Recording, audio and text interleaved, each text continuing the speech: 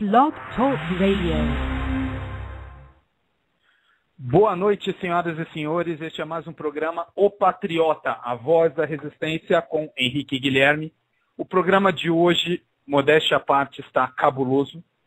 Antes de começar, eu vou fazer só 2 comentários. Vocês sabem que eu costumo começar com resumo, coisa e tal, mas eu vou fazer 2 comentários que vão ser importantes para entender todo o resto do programa.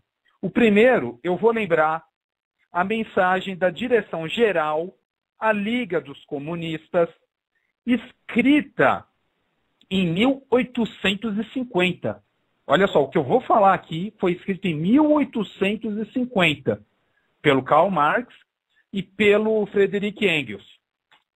E eles dizem o seguinte: os operários não podem propor quaisquer medidas diretamente comunistas no começo do movimento, mas eles podem, 1, obrigar os democratas a intervir em tantos lados quanto possível da organização social até hoje existentes, a perturbar o curso regular desta e comprometerem-se a concentrar nas mãos do Estado o mais possível de forças produtivas, de meios de transporte, de fábricas, de caminhos de ferro, etc.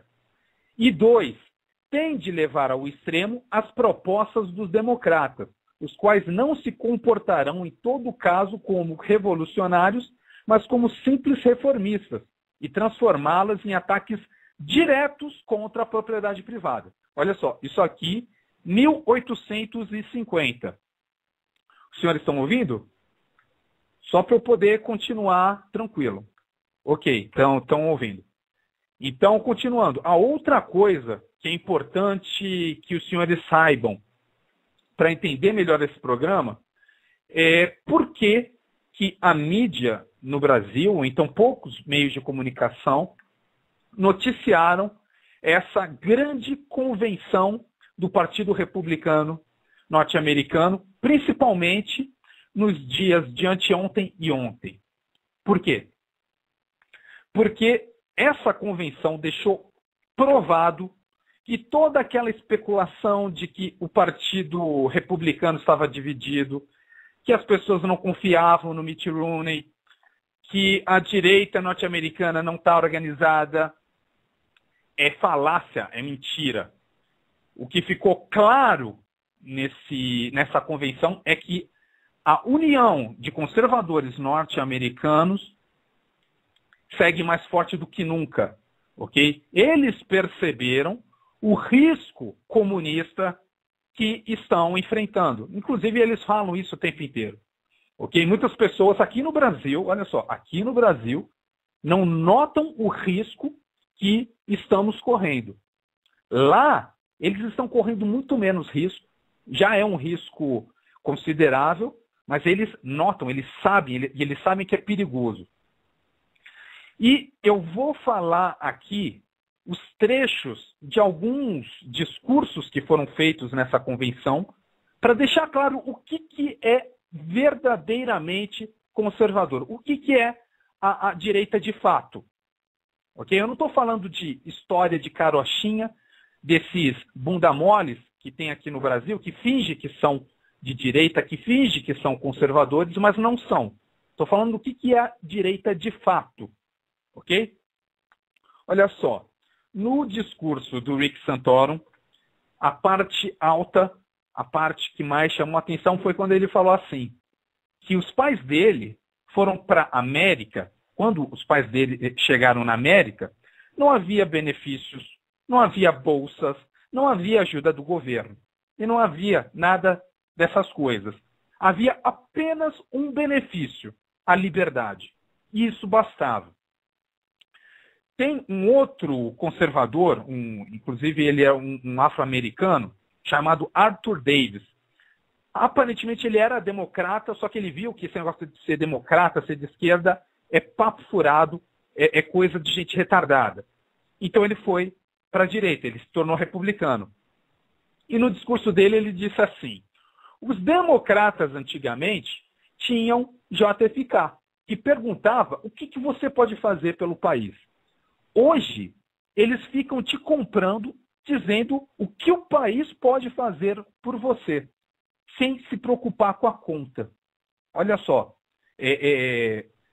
eu não vejo isso aqui no Brasil. A gente vai comentar hoje, por exemplo, o programa do DEM, desse partido de esquerda, ok? Eu não aceito nem o rótulo de centro-esquerda para o Democratas. Esse partido de esquerda, a gente vai comparar com esses discursos, ok? Mas os discursos melhores, na minha opinião, os discursos que arrasaram ontem, aconteceram ontem, foi o do Paul Ryan, que é o candidato a vice-presidente dos Estados Unidos, e da Condoleezza Rice, que fez parte da administração do George Bush. E no discurso do Paul Ryan, olha só, essa é a frase da convenção. Porque a gente vai comparar isso com o programa do Democratas e também vou falar do programa. Tem uma menina até bonitinha lá em São Paulo, que está concorrendo a vereadora, se chama Daniela Schueri. E aparentemente ela está pagando sapo de conservadora. A gente vai ver que jamais será. Nunca serão, jamais serão. Ok? Mas a gente vai comparar esse discurso de direita, esse discurso conservador do Paul Ryan e da Condoleezza Rice com o discurso que tenta ser, eles nem tentam ser de direita, ok? O DEM, essa menina, eles confundem as senhoras e os senhores com algum ser que não pensa direito e tenta se vender como conservadores quando não são. Então vamos lá, o Paul Ryan, a frase mais cabulosa que ele falou ontem na convenção dos republicanos foi a seguinte: nenhum de nós tem que se conformar com o que essa administração tem a oferecer, ou seja, a administração do Obama. Uma jornada burra e sem aventura de um favor para outro, ok? De um benefício público para outro, uma vida planejada pelo governo e um país onde tudo é livre, menos nós. Em inglês fica ainda mais cabuloso, porque ele diz, a country where everything is free but us. Free pode ser usado tanto quanto alguma coisa de graça, né? Que são os benefícios que o governo quer dar, quanto livre. Então, foi muito chocante. As pessoas adoraram essa parte do discurso dele. Inclusive, ficou evidente por que o Mitt Romney escolheu justamente o Paul Ryan para ser seu vice e nenhum outro, nem o Rick Santorum. Rick Santorum, eu acho ele um bom candidato, mas para mim, desde o começo, o candidato vencedor era o Mitt Romney. Eu não discordo de muita coisa que o Mitt Romney defende. Inclusive, eu acho que eu concordo com 99% do que ele diz. Ele seria meu candidato, ok? E o Paul Ryan também foi assim, uma dupla perfeita para combater o vagabundo do Obama. Mas o discurso que eu também achei mais carismático foi o da Condoleezza Rice. Condoleezza Rice, ela disse o seguinte, e gravem essas palavras, senhoras e senhores, para a gente poder fazer uma comparação justa, para os senhores não pensarem que quando eu estou falando que aquela porcaria do programa do DEM, ou que aquela porcaria do programa dessa candidata lá do PSDB, são qualquer coisa parecida com direita. Não são, nunca serão. Ok? E vai ficar evidente se os senhores prenderem o que está por trás dessas palavras. E ela disse assim, vejam, a essência da América, o que realmente nos une, não é nacionalidade, não é etnia e não é religião. É uma ideia. É uma ideia, e aquela ideia é que você pode vir de circunstâncias humildes e fazer grandes coisas. Que não importa de onde você vem, importa para onde você está indo. Aí ela diz, my fellow Americans, que seria meus camaradas americanos. O nosso discurso nunca foi de reclamação ou de ficar pedindo favor, benefício público. Nós nunca acreditamos que se eu estou indo mal, é porque você está indo bem. E nós nunca fomos invejosos uns dos outros e nunca tivemos inveja do sucesso dos outros, que foi uma das partes que eu também achei mais tocantes. Inclusive, uma pessoa no Twitter chegou a falar assim, que a mulher dele não chorou no casamento deles, mas chorou no discurso da Condoleezza Rice. E a parte final também foi muito emocionante, que ela falou assim, uma nota pessoal, uma pequena garota cresce em Jim Crow, Birmingham, uma cidade segregada do sul, onde seus parentes não podiam levá-la ao cinema ou a restaurantes. Mas eles convenceram ela que, mesmo que ela não pudesse comprar um hambúrguer em Walworth, deve ser uma cidade ou então um restaurante chique lá em Jim Crow, Birmingham. Mas ela pode ser presidente dos Estados Unidos se ela quiser ser. E ela se tornou secretária do Estado. Então, isso é o pensamento conservador. Isso é o pensamento de direita. Ok? Isso é importante para ficar claro, porque eu estou vendo muito jornalista vagabundo confundindo ideias conservadoras, a esquerda de oposição, com fascismo. Ok? Por exemplo, os jornalistas que criticaram em meios de comunicação conhecidos, aquela menina Daniela Schwery, em São Paulo, mostraram que são completamente retardados, vagabundos, displicentes, quando chamaram ela de filha de Mussolini ou filha do Hitler. Por quê? O programa dela nem se aproxima do que eles acham que é fascismo. Ok? Nem se aproxima do que eles acham que é fascismo. E muito menos se aproxima de qualquer coisa que seja de direita. Ok? Então vamos lá. O programa de hoje eu vou falar sobre, primeiro, o Falun Gong. Falun Gong é uma religião chinesa que foi criada recentemente e que tem incomodado o Partido Comunista Chinês. É a primeira coisa que eu vou falar. Depois disso, eu vou falar sobre a questão do... Aqui. Depois disso, eu vou falar sobre o programa do DEM. Eu vou falar sobre essa questão dos capitalistas, o que é ser capitalista, ok? E o que é ser um democrata do Partido Democrata. Eu vou comentar algumas das propostas do Partido Democratas, mostrando como isso não tem nada a ver com a direita. Vou falar do programa dessa Daniela Schwery. Eu vou falar também sobre as armas de uma guerra ideológica.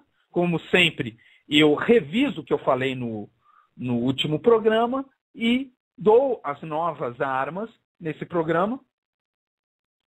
E também vou fazer os agradecimentos, vou recomendar leituras e vou propor ainda um prêmio, ok? Um prêmio de R$500.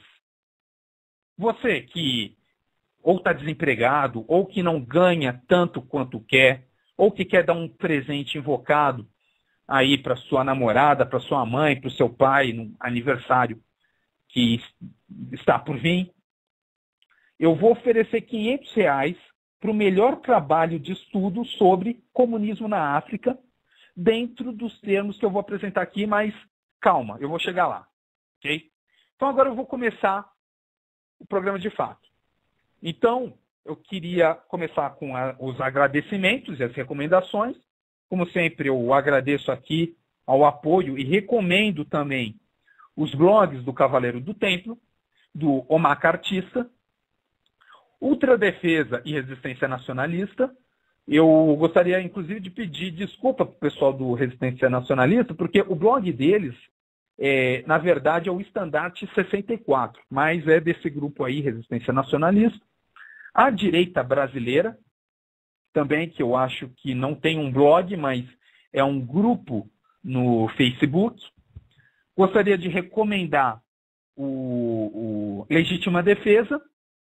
E como leitura, uma leitura que eu fiz aí recentemente é o The New Cold War, que é de um tal de Edward Lucas. Eu acho que é esse o nome. Eu posso até ver aqui direitinho. Vamos ver se é isso mesmo. E o Kindle está atualizando, então não vou conseguir ver agora. Mas provavelmente esse é o nome, Edward Lucas, The New Cold War, que mostra como o bandido Vladimir Putin está usando a Gazprom e outras. Então vamos lá. Armas. Antes de continuar com as armas de uma guerra ideológica, eu gostaria de fazer o convite para os grupos de leitura novamente, ok? Aqueles grupos de leitura que eu estou montando, infelizmente com poucas adesões até agora. Para quem não sabe do que eu estou falando, eu quero montar grupos de leitura. Eu fiz listas específicas de leitura, todas estão no grupo O Patriota do Facebook. Nesse grupo Patriota, vocês vão ter lá, se eu não me engano, é a segunda ou a terceira mensagem. E lá vocês vão encontrar tanto a lista que eu propus, quanto as recomendações de listas do Sentinela Católico, do Cavaleiro do Templo e também do Cons. Assim, eu não recomendei o Cons, mas eu também acho que é uma boa fonte de informações. O blog e o grupo do Cons no Facebook. Mas esses grupos, e tem uma lista de leitura, eu também tenho a minha, e para você participar desses grupos de leitura, tem 3 condições iniciais. A primeira, mandar uma primeira lista com as obras que as senhoras ou os senhores leram, que estão contidas nessas listas que eu já mencionei. A segunda lista vai conter as obras que os senhores e as senhoras gostariam de conhecer, que ainda não leram, mas que gostariam de ter uma palestra para saber do que se trata aquele livro. Na verdade, é uma verdadeira palestra sobre o livro. A intenção é que depois de cada palestra, os senhores possam defender as teses, ou então saber o que está contido naquele livro de relevante. Ok? E a terceira lista com os horários de disponibilidade. Por quê? Eu vou formar grupos, ok? Vou formar grupos em que, conforme a disponibilidade de tempo, vão se reunir. Uma pessoa, a pessoa que leu o livro, ou então tem mais experiência no livro, vai dar uma aula sobre esse livro. E conforme o interesse das senhoras e dos senhores, o tempo pode até se prolongar para debater mais sobre o livro depois de conhecerem o livro. Ok? Todas as pessoas vão ter pelo menos uma palestra comigo para eu ensinar como é que se faz o resumo e como é que se passa isso. E é basicamente isso. Então, façam essas 3 listas. Eu exijo no mínimo a leitura de 2 livros, que é pouco. Ok? Que é pouco. Só nesse mês eu li pelo menos 3 livros. E tem muita gente aí que não leu nem 2 livros. É incrível isso. Eu não entendo. Mas esse é o grupo de leitura. Então, eu convido os senhores e as senhoras a fazerem parte desse grupo de leitura. A outra coisa que eu queria comunicar aqui é a questão dos concursos. Aliás, do concurso. Esse concurso para ganhar R$500. Eu não sei o quão importante é R$500 na vida de vocês, mas, de qualquer forma, mesmo que o senhor ou a senhora considere isso pouco, você estará concorrendo a R$500 por estudar, ok? Eu vou colocar no grupo O Patriota as regras do resumo que eu estou sugerindo para a África. Eu já vou adiantar aqui é mais ou menos o seguinte. Nesse resumo, olha só, o concurso consiste na apresentação de um trabalho sobre a influência comunista na África a partir de 1920. Os trabalhos deverão contemplar o desenvolvimento político-econômico de alguns países africanos, ok? Eu coloco aqui a lista de países de interesse e os resumos. Olha só, as condições são essas.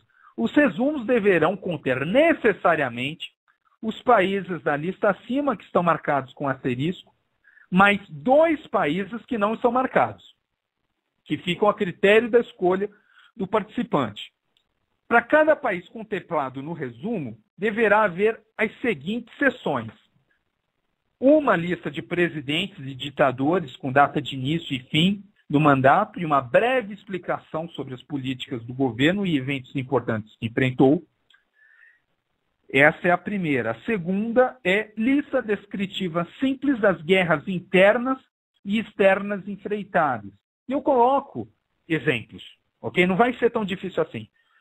Se você estiver interessado, vai até o grupo O Patriota, procure esse post. Eu ainda não coloquei, minha intenção é colocar ainda essa semana, ok? A data de entrega vai ser até 30 de setembro, ou seja, os senhores terão um mês para fazer isso, com possibilidade de prorrogação até 31 de outubro, se eu ver que os trabalhos entregues não estão bons o suficiente, ou se eu ver que ainda existe expectativa de receber bem mais, ok? E o vencedor, eu vou escolher e disponibilizar trechos dos 3 melhores trabalhos no grupo Patriota, e o mais votado vai receber R$500, ok? E olha só, o padrão de qualidade e o alinhamento ideológico serão levados em conta na minha avaliação, ok? Trabalhos que não contemplem, por exemplo, o papel da Universidade de Dar es Salaam, os grupos guerrilheiros e os presidentes ditadores mais importantes vão ser desconsiderados. Haverá tolerância em relação à omissão de presidentes e ditadores passageiros, que ficam pouco tempo no poder ou que são historicamente relevantes. Por exemplo, se eu tivesse incluído o Brasil nesse resumo, eu entenderia a omissão dos presidentes, das presidências do Café Filho, do Eurico Gaspar Dutra, ok? Ou coisas parecidas. Mas eu jamais iria relevar a ausência de um Getúlio Vargas ou de um João Goulart. Então, esse é o concurso. Se o senhor, a senhora quiser participar, é simples. É só fazer, espere eu colocar o post no grupo Patriota, leia esse post direitinho.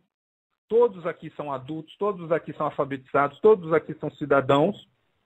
Eles vão mandar para mim, para o meu e-mail, ok? E eu vou avaliar, e aquele que ganhar vai receber R$500, ok? Então é isso. Agora, então, vamos para o programa de fato, e eu vou começar com as armas de uma guerra ideológica. Armas de uma guerra ideológica. Da semana passada, começou falando sobre a falácia da experiência pessoal usada pelos esquerdistas, usada pelos comunistas. Eu vou tentar ser sucinto, né? Que às vezes eu devaneio demais e essa sessão ultrapassa aí os limites considerados legais. Então vamos lá. O uso da experiência pessoal é uma falácia. Isso daí acontece muito porque a esquerda trabalha com 2 estratégias. Aliás, com algumas estratégias. A primeira, elas sempre focam nos argumentos da esquerda. Os argumentos da esquerda que são bons, eles ressaltam. Ao mesmo tempo, eles mentem.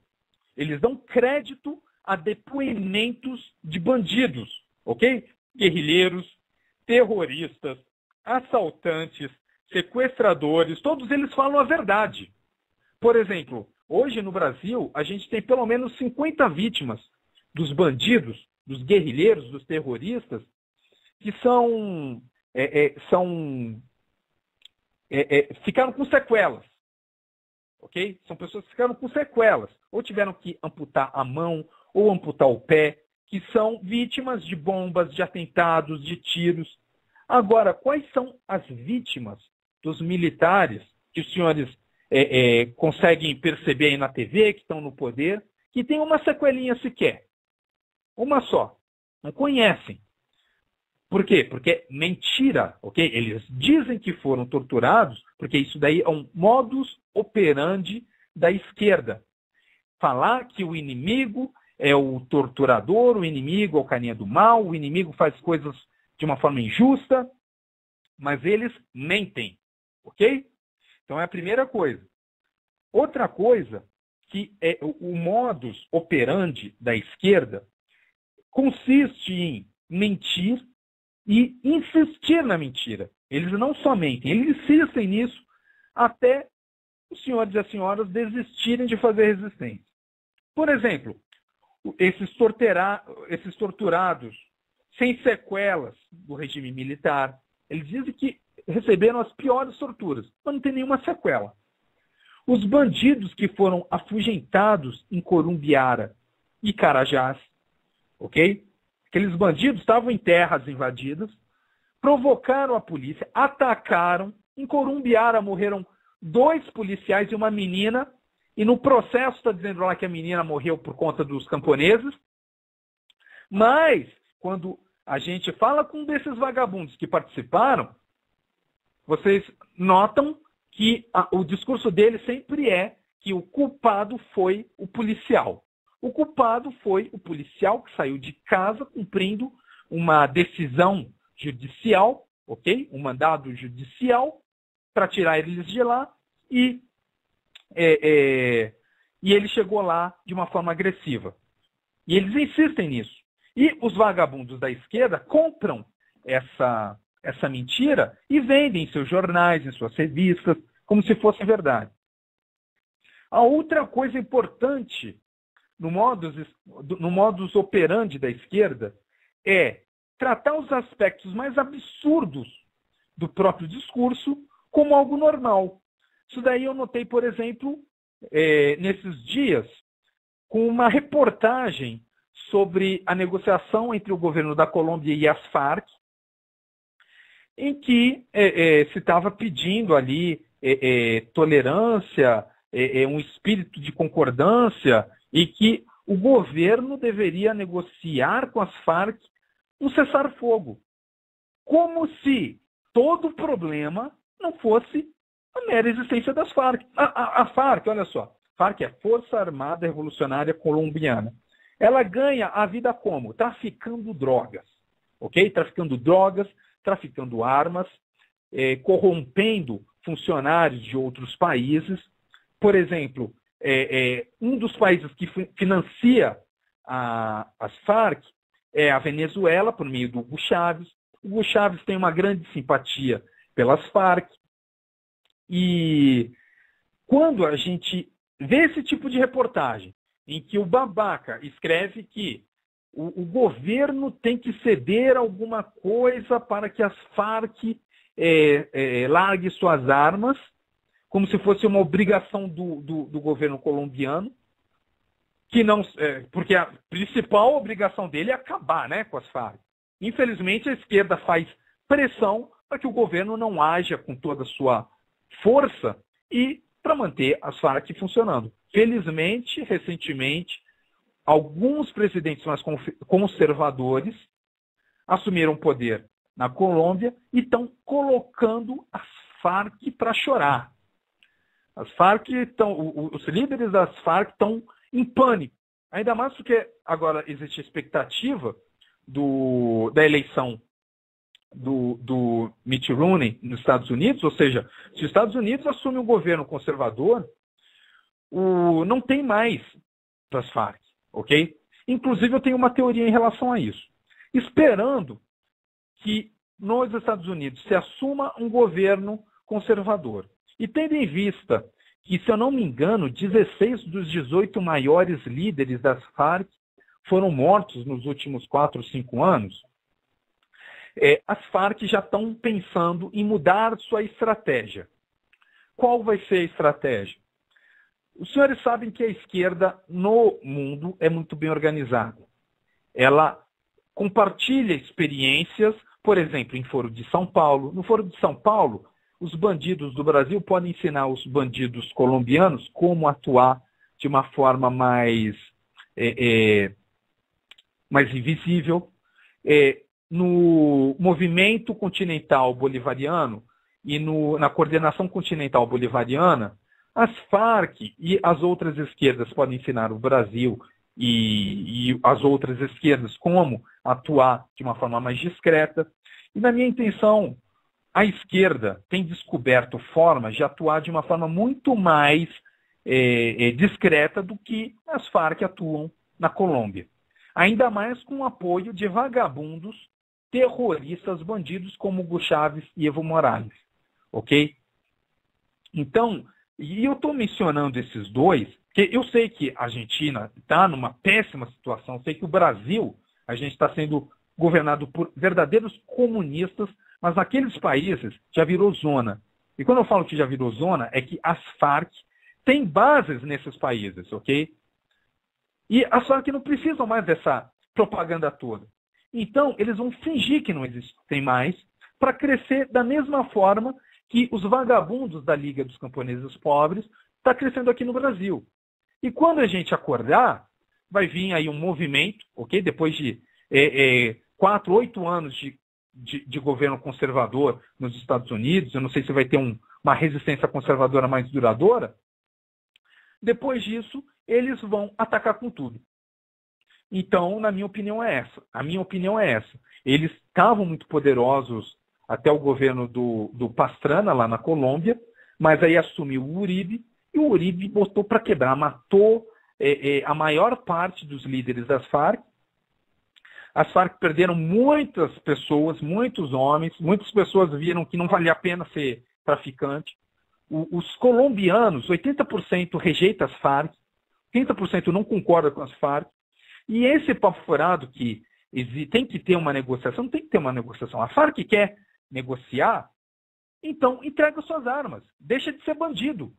Negociação com Farc é falar assim, não, então vamos permitir aí a bandidagem. É isso que deveria ficar claro nas reportagens. Mas não, quando se noticia isso sem ressaltar esse ponto, que as Farc são forças armadas de bandidos, aí eles estão tratando dessa parte da estratégia comunista, que é a falácia, de tratar os aspectos mais absurdos do próprio discurso como algo normal. E nisso está mais a questão da falácia, da mentira. Então essa foi a primeira arma, a primeira bomba desarmada, né? Que é da experiência pessoal, que eles mesmos, por exemplo, quando os colombianos mataram o Raul Reis e tiveram que invadir um acampamento das Farc que ficava no Equador. 3 garotas guerrilheiras que escaparam com vida, mas feridas, começaram a dizer que os soldados colombianos estavam torturando, chegaram atirando, que eram agressivos, e insistiram nessa mentira. E os vagabundos da esquerda vão todos apoiar ela. Ok? Então, continuando. O segundo argumento, a segunda bomba desarmada no último programa, eu vou ser rápido, ok? A partir de agora, para poder falar da arma de hoje. Então, o segundo foi a preocupação com a pobreza é monopólio da esquerda. Essa falácia, essa mentira usada pelos comunistas de que só esquerda se preocupa com a pobreza é papo furado, é coisa de vagabundo, daqueles caras mais burros da esquerda e que às vezes sabem que estão te vendendo uma coisa errada, uma coisa que não é verdade.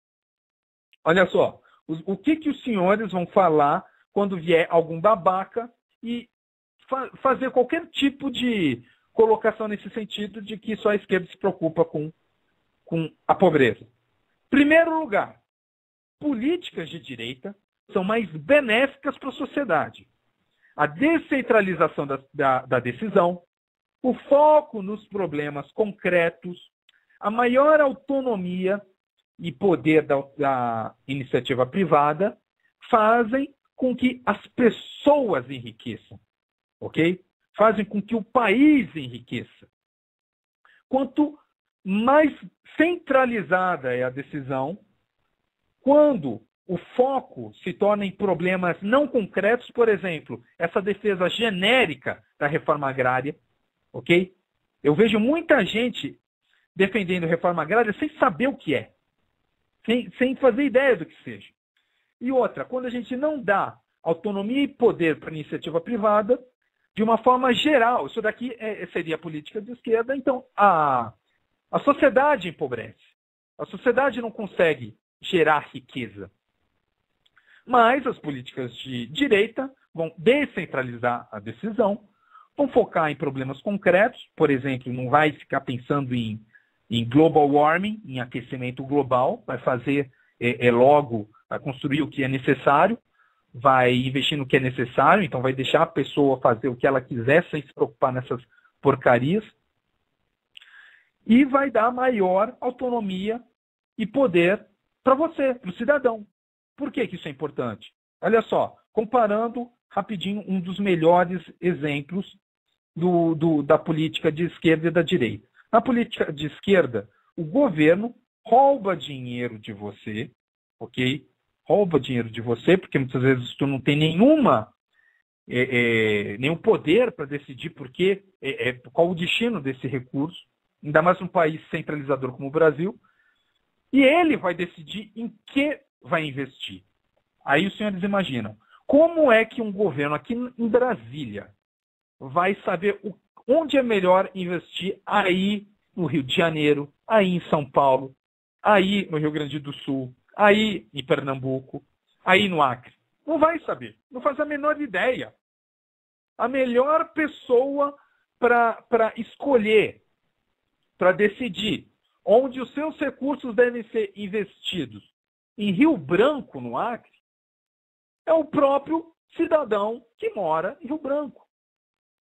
A melhor pessoa para escolher em que tal recurso tem que ser investido em São Paulo é o próprio paulistano. Aliás, é o próprio paulista. Eu estou falando de cidade, né? Então, a política de esquerda engessa esse processo de decisão de investimento. E, mais do que isso, é arrogante. Não tem como burocratas aqui em Brasília dizer o que é melhor em termos de investimento. E a gente vai ver isso de uma forma muito interessante no programa do DEM. Então, olha só, essa daí é a primeira coisa que os senhores vão falar quando algum babaca disser para os senhores que a esquerda tem o monopólio da preocupação com a pobreza. A segunda coisa que os senhores vão responder é a seguinte, que o comportamento da direita é mais benéfico para os pobres. Aí no último programa eu mencionei o livro do Peter Schweizer, Makers and Takers, os fazedores e os pegadores, que mostra como, estatisticamente, os conservadores doam mais. As doações são mais focadas na pessoa. O esquerdista, o democrata, ele costuma doar para quê? Para Instituto de Proteção dos Animais, para Instituto Plante uma Árvore, Instituto Salve um Gorila na África, e quase nenhum investe nas pessoas, na criança carente, na pessoa, não sei, que está precisando de uma ajuda na saúde. E mais do que isso, os liberais justificam esse apoio a maiores impostos para não doarem. Então, o esquerdista costuma ter essa posição, olha só, eu não dou porque eu acho que o Estado tem que fazer. Então, por isso que eu acho que o governo tem que ser forte, todo mundo tem que dar dinheiro para o Estado para não precisar ficar me preocupando. E são pessoas que deixam a condução de praticamente sua vida, aquilo que o Paul Ryan criticou no seu discurso, que é uma vida planejada pelo governo.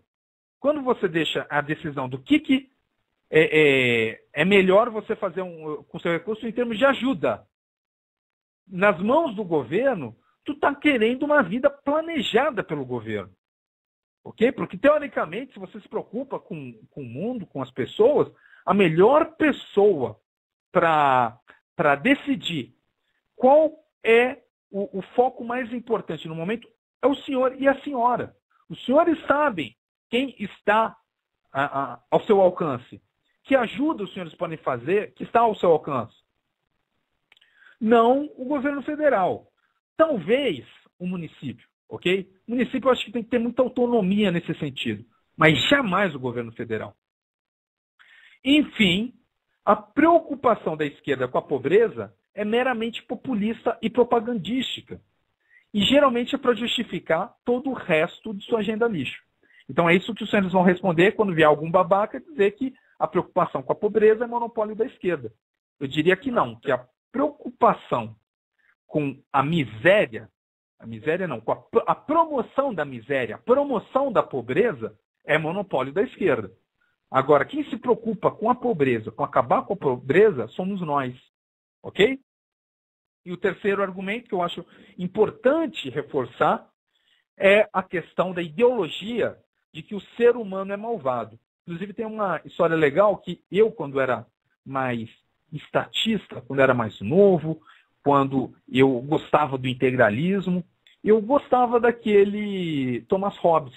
Eu achava que o homem era o lobo do homem. Eu achava que o homem era, na essência, mal e que o Estado devia dar um jeito nele. Mas isso daí, que fique claro, é uma postura ideológica que hoje eu acho muito negativa. É isso que justifica governos tiranos. É isso que justifica as pessoas querendo um governo muito forte. Porque tem medo, ok? É uma ideologia do medo. Se tu pensa assim, provavelmente você vai gostar de integralismo, de fascismo, essa porra toda. Vai adorar comunismo, vai ser de esquerda. Provavelmente, se você acredita nisso, vai ser de esquerda. Mas, como eu já mencionei, um dos filósofos de direita que eu concordo, ok? Que eu passei a perceber que o homem não é, na essência, ruim. O homem tem dentro dele coisas boas e coisas ruins. Mas o exercício da sua liberdade, acredito eu que manifesta coisas positivas. Não é a intenção, por exemplo, de nenhum homem sair ferrando com todo mundo. Não é a intenção de ninguém fazer o mal. Isso daí as circunstâncias vão determinar. Mas não que seja a intenção das pessoas. Por que eu estou falando isso? Porque na cabeça do esquerdista, o homem é lobo do homem, os policiais, olha só, os policiais saem de casa para matar. Ok? Inclusive eu critiquei lá os vagabundos, eu acho que foi da Veja ou da Folha, que fizeram uma reportagem dizendo que se suspeitava que tal assassinato foi feito por policiais. Aí o título da reportagem é essa: suspeita de policiais envolvidos em assassinato. Quando a gente vai ver os fatos, inclusive os fatos que o burro do jornalista usou para fazer a reportagem, a gente descobriu que tudo que ele sabia é que o assassino chegou numa moto, chegou encapuzado, deu 2 tiros certeiros, fugiu. Isso daí foi suficiente para o burro, para o jornalista de esquerda, dizer, considerar que o assassino tinha treinamento militar, portanto era um policial militar. E como não tem nada a ver uma coisa com a outra, ele não tinha nenhum fato, nenhuma evidência concreta disso, nem evidência concreta disso, a intenção daquela reportagem não era noticiar um assassinato. Isso que eu quero que fique claro. Não era noticiar um assassinato. Era parte de uma agenda para demonizar os policiais. E é parte de uma agenda de gente vagabunda que acha que o policial sai de casa para matar a gente. Então, eu quero deixar claro aqui, ó, quando alguém vier com esse papo furado, responda, nenhum policial sai de casa para matar ninguém. Policial é pai de família. Policial está arriscando sua vida para sua proteção. E simplesmente vender essa ideia de que o policial sai de casa com sangue nos olhos para matar todo mundo é coisa de vagabundo que tem culpa no cartório. Ok? Então, se alguém falar isso, responda nesses termos. Isso nem na cidade, nem no campo. Por que eu coloco a questão do campo? Porque lá no que falam, a questão de Carajás, eram centenas de sem terra, centenas de invasores, centenas de bandidos, muitos deles condenados por estupro, assassinato, não todos, mas alguns deles, nesse sentido, que levaram pessoas, inclusive inocentes, para o meio do crime, levavam crianças, levam seus filhos para o meio do crime, da invasão de propriedade alheia. Quando os policiais chegam, eles reagem com violência, ok? Isso daí ficou mais comprovado no caso de Corumbiara. E quando os policiais reagem a uma violência, lógico que os policiais estão mais bem armados e têm mais treinamento, mas a gente não pode se esquecer que um policial no Pará não é tão bem treinado quanto aqui em Brasília, ou em São Paulo, no Rio de Janeiro. Eles vão agir de uma forma específica para a região e conforme a situação em comum que eles foram metidos. E foram metidos pelos bandidos. Em Corumbiara, os policiais foram uma primeira vez tentar tirar os sem-terras de lá com ordem judicial e foram recebidos no tiro. Não aconteceu nada com os vagabundos. Aí voltaram os policiais lá, foram recebidos no tiro de novo, morreram 2 policiais e os culpados, para os vagabundos de esquerda, de repente, os policiais. Não tem sentido, é coisa de gente muito burra. A outra coisa que os senhores vão responder é, por exemplo, quando fala assim, não, o fazendeiro fica cortando árvore. E daí, ele corta a árvore, as pessoas pensam assim, não, ele corta a árvore por prazer. Eu quero cortar a árvore. Olha só, eu estou falando dos fazendeiros que cortam árvore da propriedade deles. Qualquer árvore. Okay? Eu não estou falando de vagabundagem de reserva legal. Estou falando de cortar a árvore de uma forma genérica. E eles, quando cortam, aí tem muita gente que fala assim, não, mas eles vão cortar a árvore, vão desmatar. E daí, você acha que o fazendeiro corta a árvore por prazer? Ou é para vender a madeira, para ganhar recursos, para colocar leite e pão na mesa dos filhinhos deles? Eu acho que é essa a segunda intenção. Eu não acho que é porque ele é mau, ok? O senhor ou a senhora que, por exemplo, criticam esses fazendeiros, participam da renda desses fazendeiros, colocam leite e pão na mesa dos filhos dele para dizer o que ele deve ou não deve fazer na sua propriedade para dar o melhor para sua família, então não me venha com papo furado, com esse discurso nihilista, esse discurso vazio de o fazendeiro corta a árvore, ou então o fazendeiro desmata, como se isso fosse qualquer coisa, como se isso fosse um argumento. Isso daí não é argumento. Fazendeiro, quando corta a árvore, ou é para plantar, ou é para vender, ou é para construir coisas na sua propriedade, e isso é justo. Ok? E a terceira falácia desse o ser humano é malvado é que obter lucro é ruim. Inclusive, hoje eu recebi um e-mail, eu acho que é de uma reportagem que foi colocada naquela porcaria da Você S.A., que é a prova de que no Brasil não tem empreendedor porcaria nenhuma, em que o carinha ele dava uma palestra motivacional e criticava as empresas. E falava, pô, as empresas são ruins, as empresas não estão interessadas em você, então tu tem que ser um empreendedor. É só no Brasil que tem revista especializada em formar trabalhadores, mas que tem uma visão comunista socialista de mundo. É só burro comunista num país de gente com uma mentalidade, uma ideologia tosca, para ter esse tipo de reportagem numa revista que supostamente deveria falar sobre empreendedorismo. Então, esses foram as armas de uma guerra ideológica da semana passada e as de hoje. Quais vão ser? As armas de hoje são as seguintes. Questão do voto. Ok?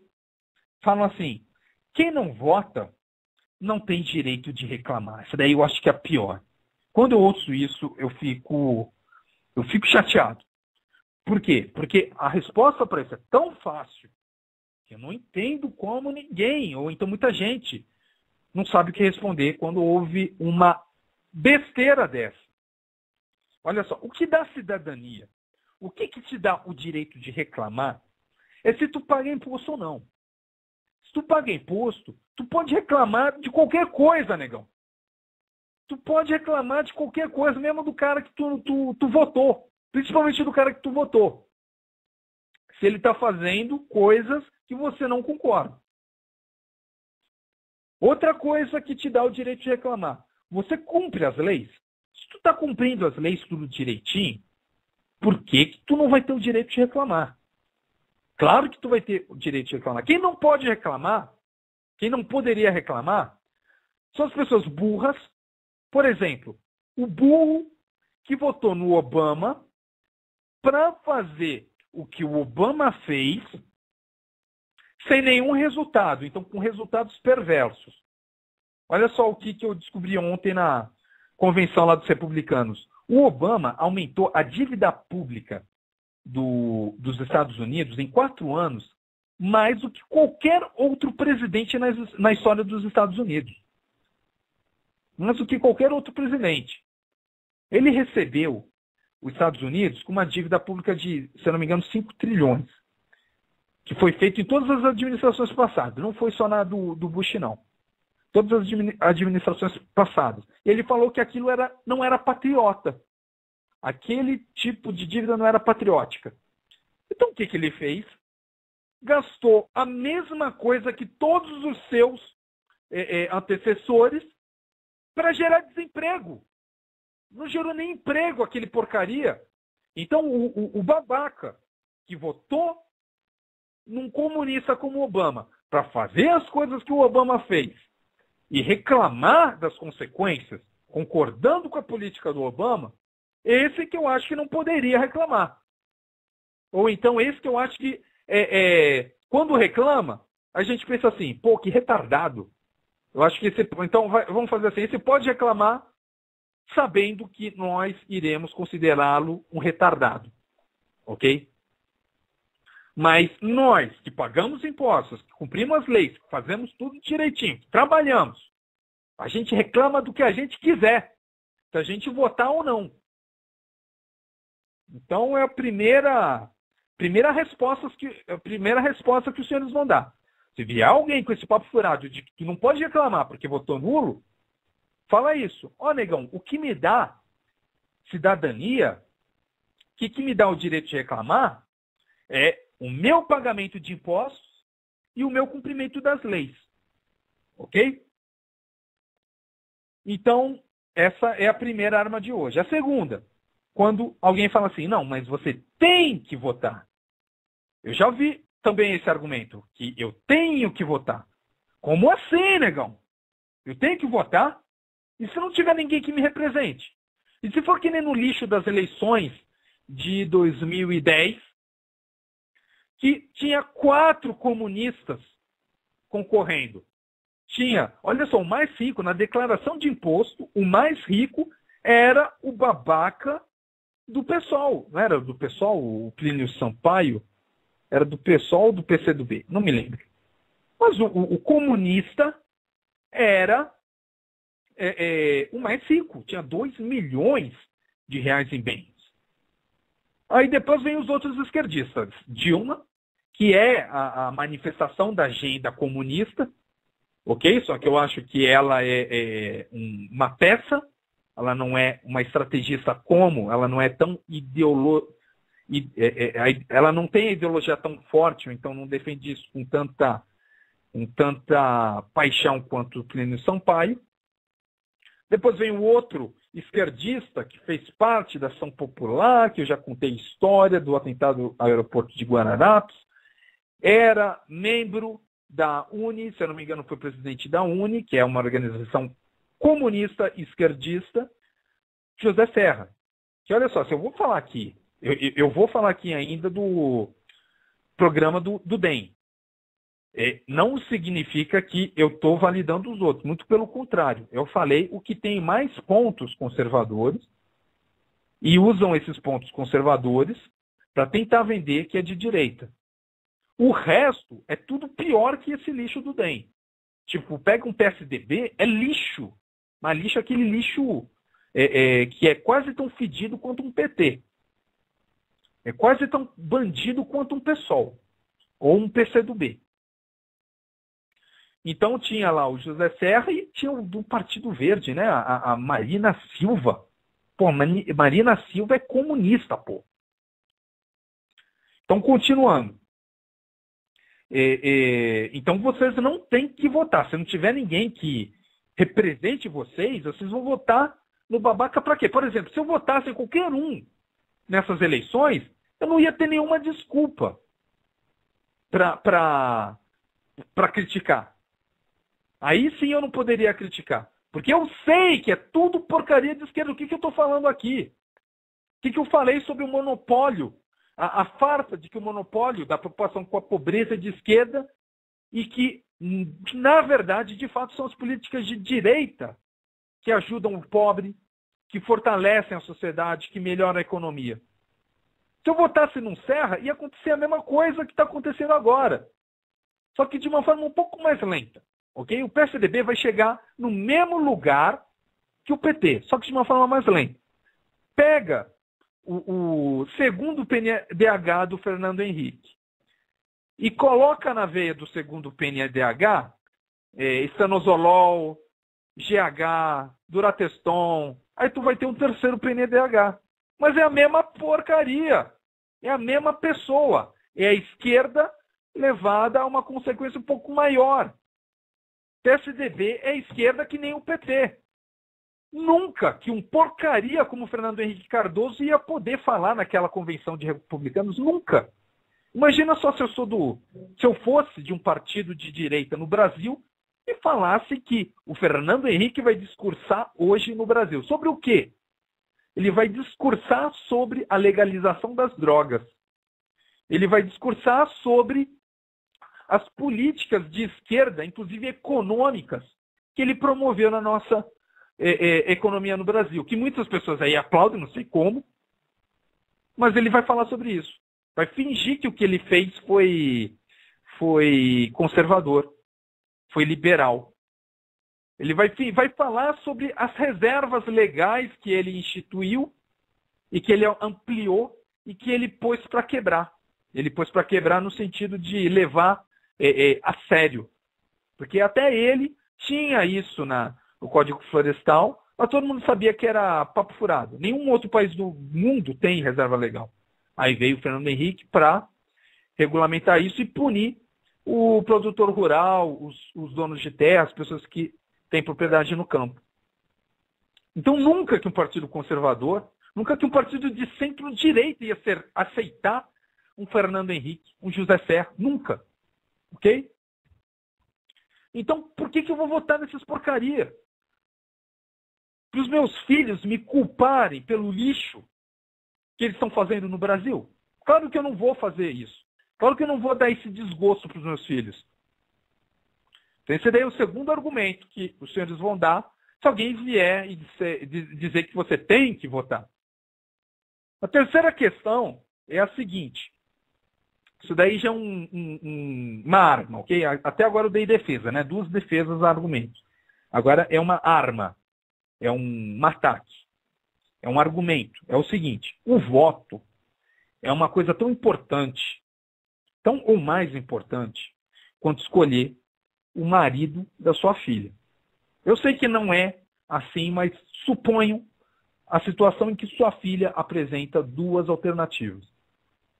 Tem esses 2 candidatos. Tem o carinha que é traficante e tem o carinha que é, por exemplo, um João Paulo Cunha, esses vagabundos, um Lewandowski. Quem você escolhe? De verdade. Eu sei que vai ter gente aí que vai fazer brincadeirinha, que o Lewandowski está cheio da grana, coisa e tal. Mas, de fato, quem você escolhe? Nenhum. Eu não quero que vagabundo se case com minha filha. Se ela escolher alguma coisa, vai ser contra a opinião do pai.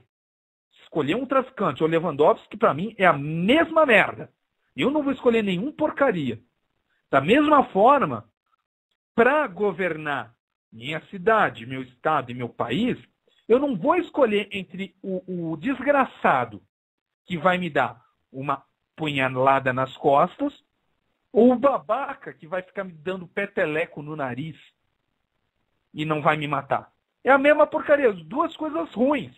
Isso daí é escolher pro cara que está sendo torturado, o que tu prefere? A tortura maior ou a que sofre menos? É a mesma coisa. Então, votar é importante. Votar não é que nem escolher time, não. Votar não é que nem fazer uma aposta. Ok? Esse daí foi o terceiro argumento. Agora, quarto argumento. Ok? O destino de milhões de pessoas está em jogo. O que eu vejo é que o voto no menos pior, ou nos vagabundos, ou nos palhaços, que nem Tiririca, tem funcionado como uma válvula de escape para pessoas insatisfeitas, mas acomodadas. As pessoas que eu vejo mais se manifestar são aquelas que não votam, ou que muito dificilmente votam. As pessoas que eu vejo se manifestar são as que têm mais zelo. Ok? Elas não votam em qualquer um. Elas não votam no candidato menos pior. Por quê? Fazer isso é a manifestação da falta de zelo. Só isso. E sem zelo, nenhum movimento que represente a direita vai surgir. Eu quero deixar isso claro. Ok? Então, esses foram os 4 argumentos, as 4 armas do programa de hoje. Eu vou fazer só um comentário rápido aqui, que é o seguinte, ó. Não significa, o que eu estou falando aqui não significa que você não deve votar. Ok? Eu acho que nós não devemos votar. Mas isso daí não significa que isso seja uma verdade absoluta. Por quê? Caso a senhora conheça e confie em um candidato, mas tem que conhecer, tem que confiar, pode votar. Se for de direita, se for conservador, se estiver defendendo coisas genuínas.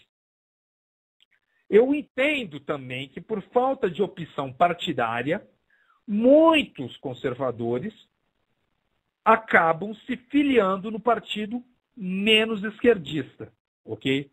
Só que eu encaro isso como falta de zelo e eu dificilmente vou apoiar ou votar em qualquer candidato que surja hoje no Brasil. Mas eu entendo isso. E é exatamente por isso que eu insisto nessa questão do zelo. Por isso que eu insisto que não podemos ter dúvida em relação a algumas coisas no nosso posicionamento. Por exemplo, estava lá debatendo com aliás, não estava nem debatendo. Aquele Eduardo, o da Ultradefesa, está se candidatando a vereador em São Paulo e pediu apoio. Aí eu falei, manda o seu programa para ver se eu apoio. Aí eu falei, tá bom, ele mandou o programa, eu falei, tá bom. Mas agora eu quero, só para eu ter certeza, se manifesta aí em relação a meio ambiente e reserva legal. Vamos ver se tu está alinhado com os conservadores. Não me respondeu. Eu acho que isso significa que ele ou seja a favor ou não, ou tenha medo de se manifestar. Agora, o que não pode acontecer é isso. Se ele é conservador, ele entende nossa agenda, não tem que ter medo de se manifestar. Ele não vai chegar lá enganando ninguém. Não estou dizendo que ele está enganando, mas ele tem que deixar claro esse posicionamento dele. Se isso vai fazer com que ele perda alguns votos, dane-se, vai ser perder voto de esquerdista. Nós temos que ser representados por pessoas que falem a verdade, que falem o que pensam, como o caso dos conservadores lá nos Estados Unidos.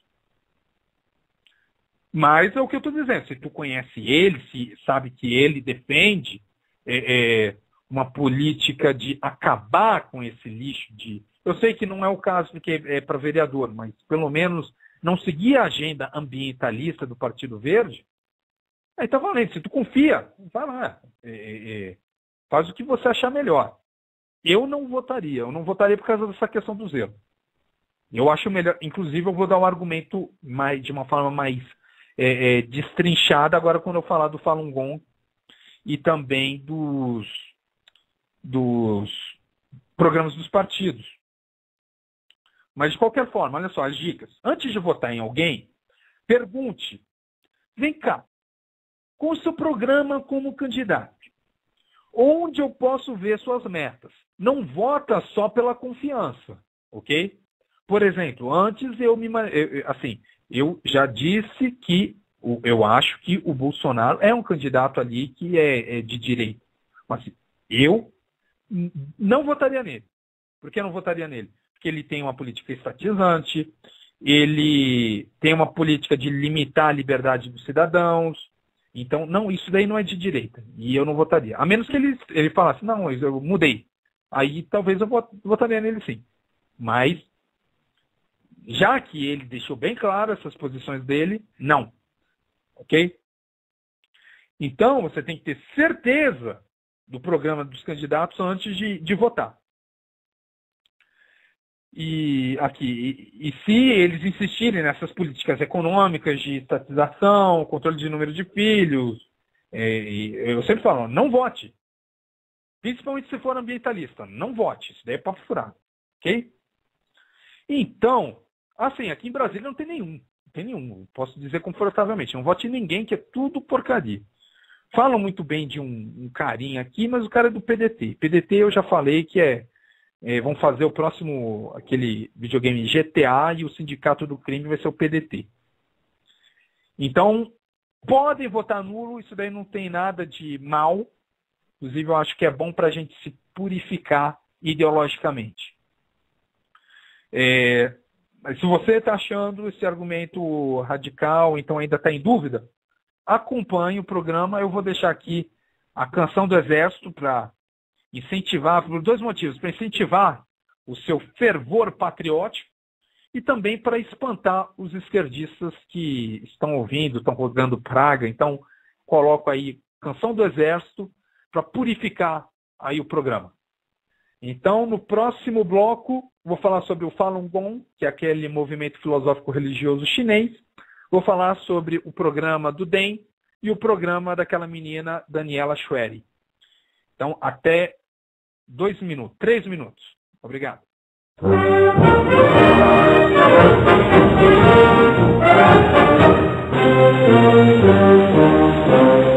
Nós somos a pátria guarda, fiéis soldados, por ela amado. Nas cores de nossa pátria, rebrilha a glória, cuja vitória em nosso valor tem terra, toda a esperança que um povo alcança. Quando altiva fora a guerra, rebrilha a glória, cuja vitória. A paz queremos com fervor, a guerra só nos causa dor. Porém, se a pátria amada por um dia ultrajada, usaremos sem temor. A paz queremos com fervor, a guerra só nos causa dor. Porém, se a pátria amada por um dia ultrajada, lutaremos sem temor. Como é sublime saber amar, com a alma adorar, até onde se nasce amor febril pelo Brasil do coração nosso que faz. E quando a nação querida frente ao inimigo correr perigo, se dermos por ela vida, rebrilha a glória, cuja vitória. Assim ao Brasil faremos, com festa e folga por filial. Já de pátria salvaremos, rebrilha a glória, cuja vitória. A paz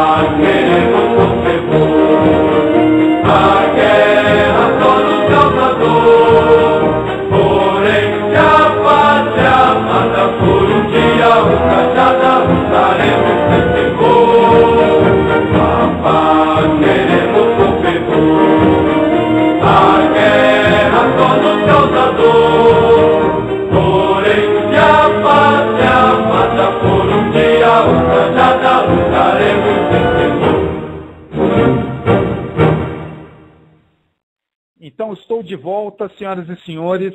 Este é o segundo bloco do programa O Patriota, a voz da resistência. Então, vou começar aqui falando do Falun Gong. Falun Gong é um movimento filosófico-religioso que surgiu na China. Okay? Ele cresceu muito.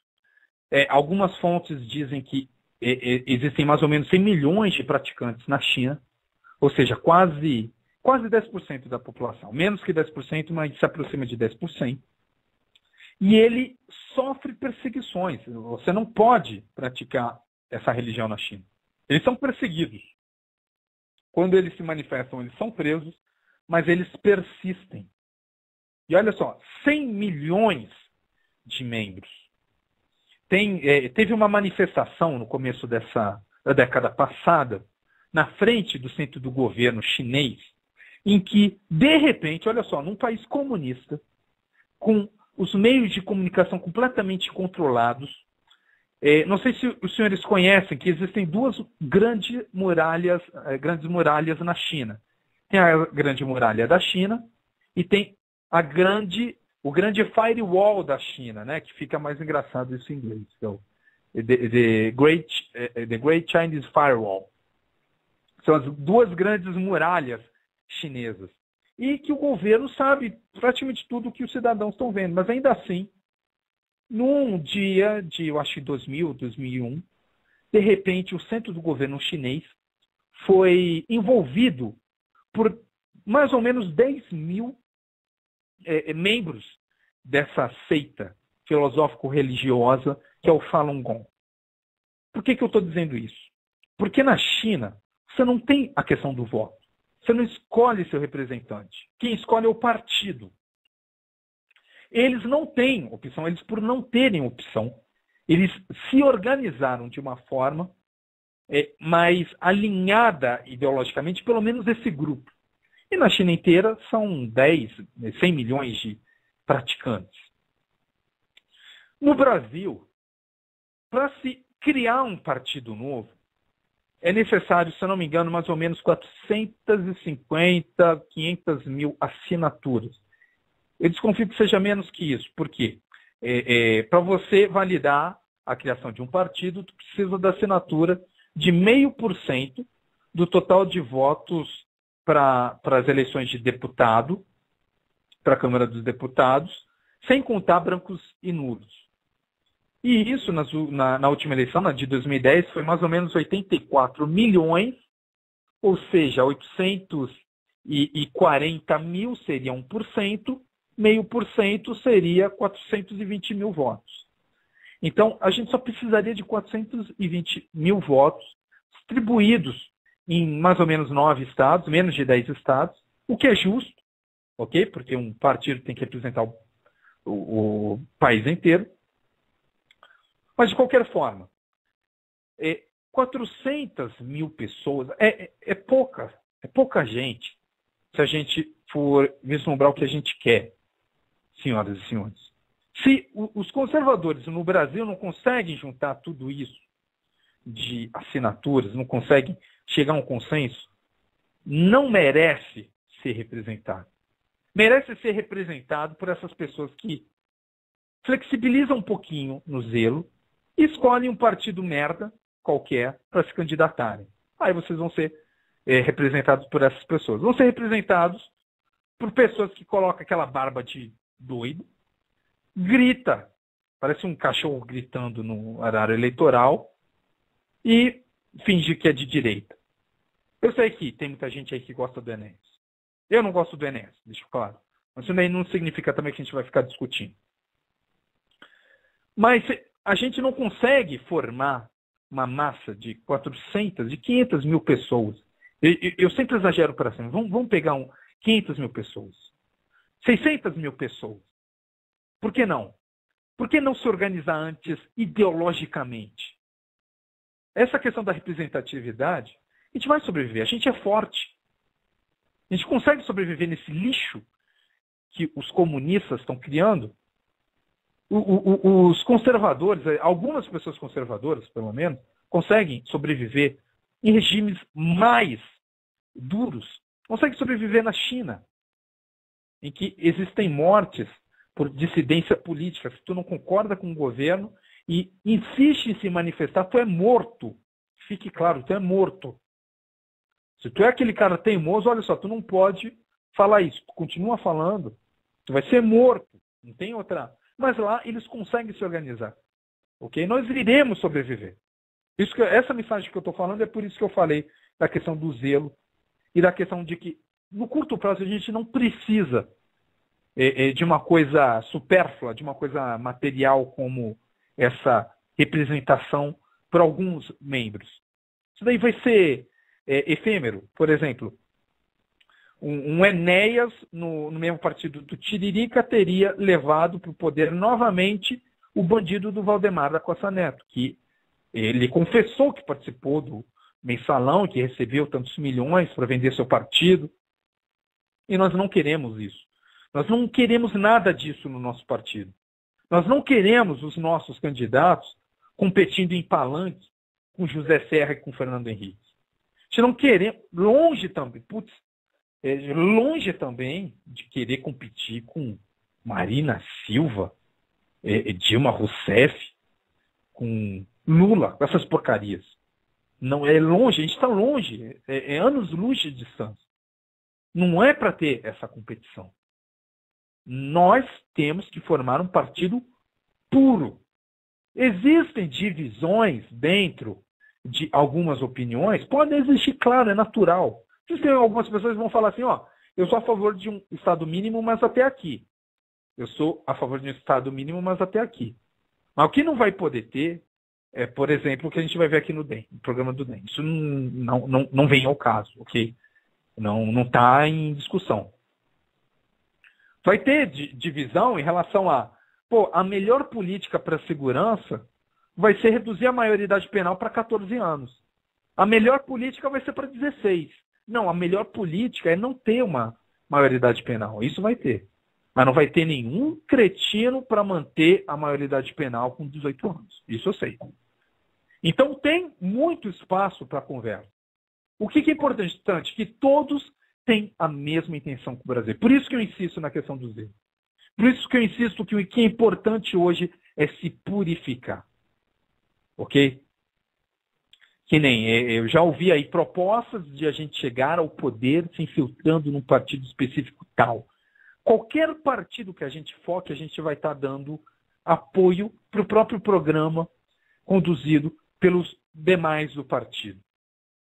Qualquer partido que a gente consiga se infiltrar com ideias de direita, a gente, para chegar numa massa que consiga controlar o partido e mudar o estatuto, vai ser maior, bem maior do que os 400 mil votos necessários para formar um partido. Então, por que não formar um grupo coeso, um grupo ideologicamente irmão de 400 mil pessoas, 500 mil pessoas?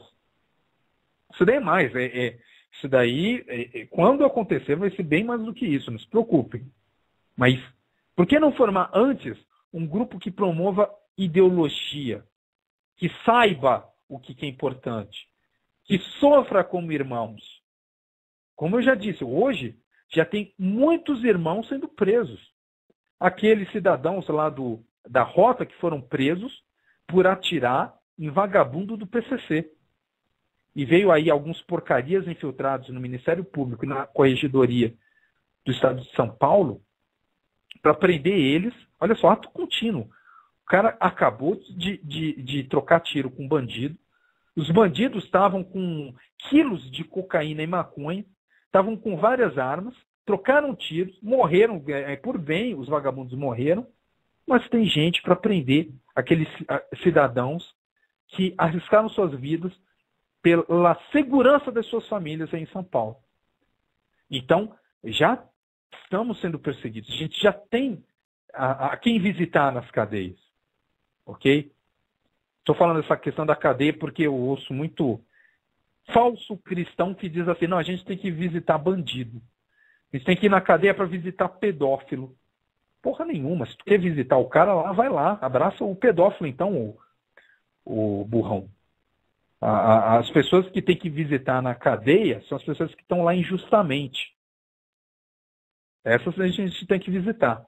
Por exemplo, esses cidadãos. Por exemplo, os policiais que enfrentaram os vagabundos do sem terra, comprovadamente mataram a menina, comprovadamente mataram 2 policiais, mas ainda tem gente perseguindo eles lá e tentam prender lá os 2 policiais. Se eles forem presos, aí sim a gente tem que visitar. Mas vai visitar esse porcaria aí que tomara que vá para a prisão mesmo, que é o João Paulo Cunha? Eu não. Vai lá, se tu quer visitar ele, vai lá. Mas de conservador nenhum vai te acompanhar, tá bom, nego? A gente tem mais o que fazer. A gente tem muito o que fazer aqui fora e pelos nossos irmãos que também estão presos. Então é isso. Eu insisto na questão do zelo. Não se vendam por qualquer ideia, não desviem um pouco o foco para ser representado, então porque acham que a gente tem que crescer politicamente, mas dessa forma mais flexível. Não. Então vamos falar agora, assim, só em termos de conhecimento geral, o que é o Falun Gong? É uma doutrina assentada, eles dizem, né, na verdade, na perseverança. Perseverança tem uma tradução também interessante, que é do manter a paz no sofrimento, na resistência e na benevolência. O Falun Gong é uma espécie de Qigong. E Qigong seria mais ou menos uma doutrina que busca fortalecer a sua energia vital por meio de exercícios. Okay? É uma religião também, não vou dizer que não é uma religião, é uma religião. Mas esse Qigong consegue enfrentar a ditadura chinesa. Consegue enfrentar. Milhares, olha só, milhares foram presos e mortos. Milhares dos membros do Falun Gong foram presos, foram mortos. Mas não se rendem. Alguns até já se imolaram. No Brasil, tem um monte de imbecil que se diz cristão, mas já é vendido. Tipo, Ed Renekiewicz, Caio Fábio Júnior. Essas porcarias que os senhores e as senhoras conhecem. Então, olha só. Lá na China, eles não têm liberdade. Eles não podem votar. Ainda assim, eles resistem, eles crescem e se organizam. Estou falando isso para dar a ideia para os senhores de que nós iremos sobreviver. Não é um ou outro candidato a vereador que vai nos salvar. Não é. Quem vai nos salvar somos nós, se a gente fizer sacrifícios. Que sacrifício esses?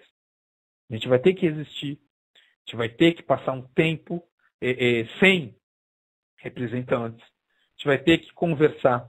Vai ter muita gente, tem muita gente imatura, que fica criando guerra de classes entre religiões, que não tem sentido. Essas pessoas vão ter que se corrigir. E eu sei que para algumas pessoas isso é duro, mas isso vai ser necessário. No final das contas, para mim, está muito claro. Aqui no Brasil, eu não tenho representatividade. Eu estou numa ditadura. Por quê? A opção que é disponível é de partidos de comunistas vagabundos ou então de esquerdistas. Como, por exemplo, o DEM.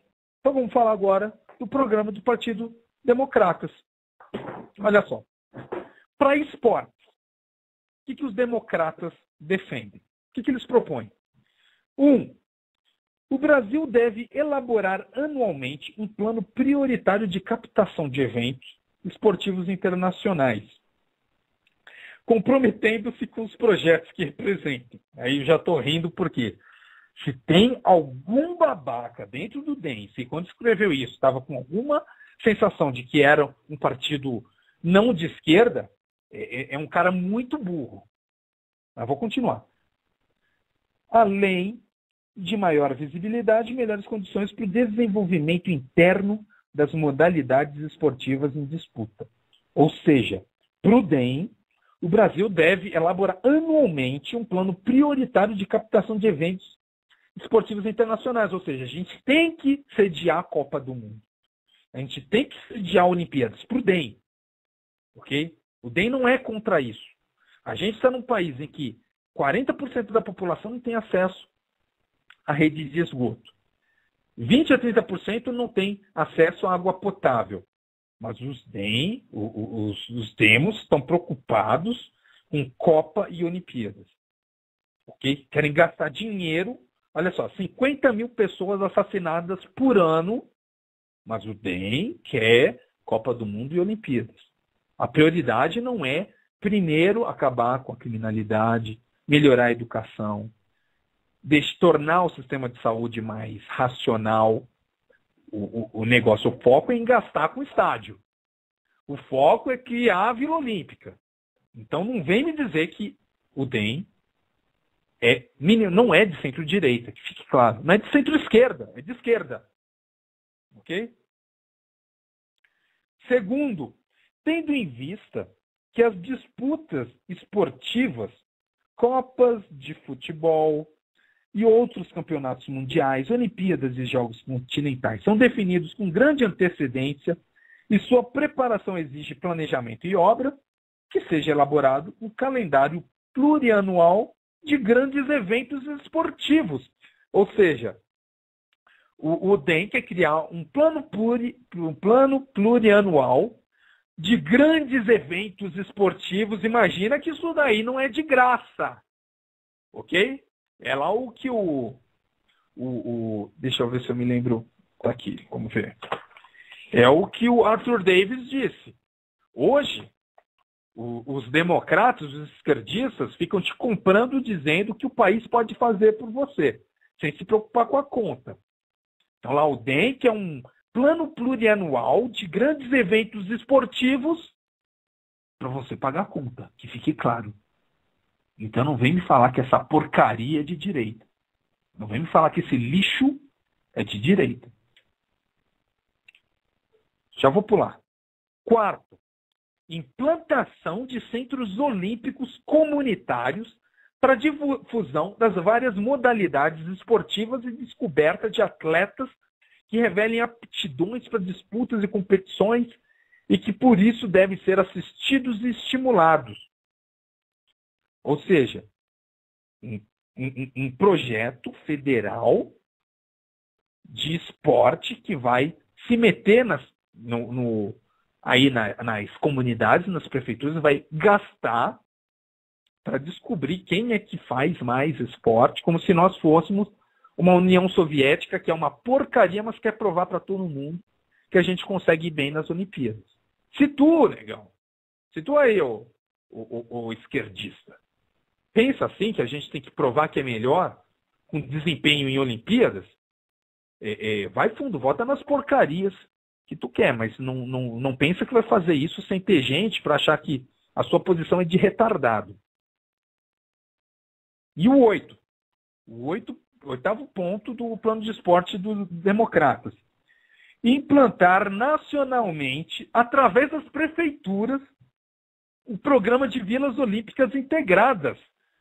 Ou seja, e se a prefeitura, o município, não quiser? E se a prefeitura achar que a infraestrutura de esporte que ela tem já é o suficiente?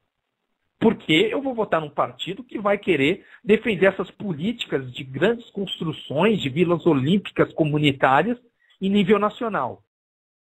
Por acaso eu estou me tornando totalitário? Por acaso a direita é totalitária? Não é. Então não me venha dizer que essa porcaria, olha só, implantaram nacionalmente através das prefeituras. Liderança do DEM, quem deve saber? Na prefeitura, o que é melhor de ter de esporte na cidade é a própria prefeitura. Eles arrecadam dinheiro para saber o que eles têm que fazer com esse recurso. Se eles acham que tem que investir em esporte, eles investem em esporte. Se eles acharem que tem educação, que seja educação. Tu tem que estar se preocupando com infraestrutura, tu tem que estar se preocupando em não deixar que o Estado se torne tão forte ao ponto de comprometer a liberdade dos cidadãos. Tu tem que estar se preocupando com segurança, isso tu tem que se preocupar, com defesa externa, isso tu tem que se preocupar, com defesa de fronteira, tem que se preocupar com os vagabundos da Liga dos Camponeses Pobres, com os vagabundos do Sem Terra, isso tem que se preocupar. Não com dizer o que vocês vão fazer na prefeitura. Olha só, eles querem se meter no âmbito da prefeitura. Como se fosse fácil você chegar lá em 5.000 prefeituras para criar vilas olímpicas comunitárias.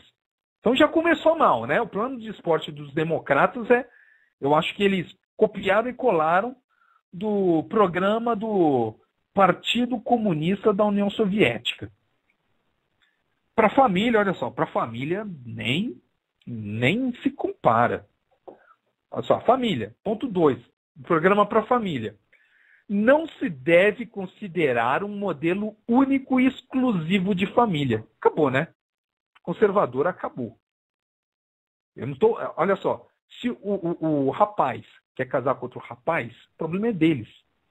Pode, vai ser lá um casalzinho, amigos, ok? Mas não vai me dizer que aquilo é uma família, que aquilo não é. E isso eu estou falando em termos de conceito. Conceito de família é o quê? Homem, mulher que tem, que pode gerar uma criança. Isso é uma família. E se torna família quando tem um filho. Agora, dizer que o barbudão e o barbudão vão formar uma família. Agora, daqui a pouco vai ter 12 barbudões. Aí eles vão se casar com outros 2 barbudões. Porque não sei se os senhores notaram. A questão do casamento gay não era casamento gay. Era destruir esse conceito de família. Que agora vai começar a ter isso. Aí vai ter o barbudão que vai se casar com o barbudão que vai se casar, não sei, com um cachorro. Já que agora a família é qualquer coisa que envolva relação sexual com 2 ou mais pessoas. Não, daqui a pouco vai ter o cara que vai se casar com a mão. Aí vai ser um casamento, uma família de uma pessoa. Aí os 2 barbudões vai se casar com os outros barbudões que se casaram com mais uma mulher de esquerda e um jegue. Aí eles vão formar uma família. A intenção desse negócio de casamento gay, de mudar o foco do conceito de família é esse. Não estou falando que o cara não pode se juntar lá com outro cara, compartilhar a casa dele, o problema é deles. Ok? Agora não vai me pedir para chamar aquilo de família. É um casal, coisa e tal. Ok? Que podem ser felizes, não estou nem aí. Pô, é legal que vocês sejam felizes. Mas pedir, olha só, plano do DEM, programa do DEM. Não se deve considerar um modelo único e exclusivo de família. É jogo duro. Isso aqui não tem nada de direita. Nem centro-esquerda. Isso aqui é esquerda, esquerdona. A esquerdona que está cumprindo com aquela meta da luxúria marxista, acabar com a família. Para meio ambiente, olha só, aberração. É aberração. O que os democratas propõem? Eles falam, não sei se eles têm orgulho de falar isso no programa deles, assim. O que propõe o democratas? Número 1, adaptação imediata das políticas públicas do país aos princípios e normas, hoje valores reconhecidos universalmente e consagrados no protocolo de Kyoto. É isso que vocês estão falando, babacas? Tu acha que o conservador acredita nessa farsa do aquecimento global? É isso? Acha que a gente faz aí, segue a agenda do Partido Verde? Por que não simplesmente não fala, ó, nosso programa do meio ambiente é parecido com o do Partido Verde? Por que vocês não falam?